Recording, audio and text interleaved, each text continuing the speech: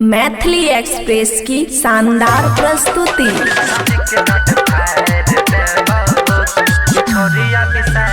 DJ Gudduraj Madhubani. तोरी के हमर दिलवा छौरी कह रही बिया प्यार में तोरा बनवन पागल होई बहु नहीं तबा शादी के कार्ड फाड़ देबो गे छोरिया बिसार देबो शादी के कार्ड फाड़ देबो गे छोरिया बिसार देबो शादी के कार्ड फाड़ देबो गे छोरिया बिसार देबो। तोरी के दिलवा हमर छौरी कह रही बिया बनबो न पागल तोरा प्यार में होई बहुना तावा शादी के कार्ड फाड़ देबो गे छोरिया बिसार देबो शादी के कार्ड फाड़ देबो गे छोरिया बिसार देबो। DJ Guddu Madhubani, DJ Guddu Madhubani.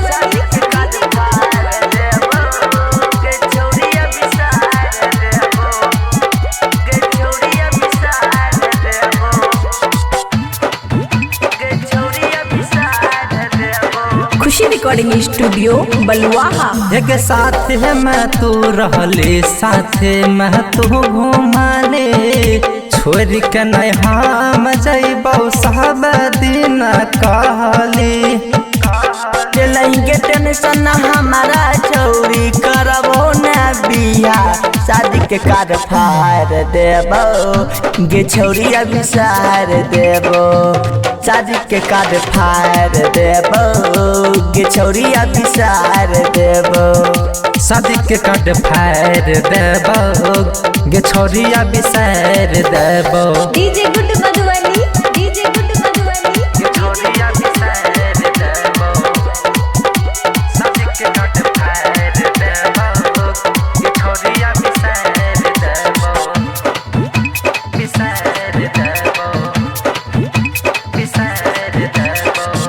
गे जीली है तो जिंदगी ना लई है कहबो याद में हमारा जैसन यास के तोरा मिलतन फेरो बाद में।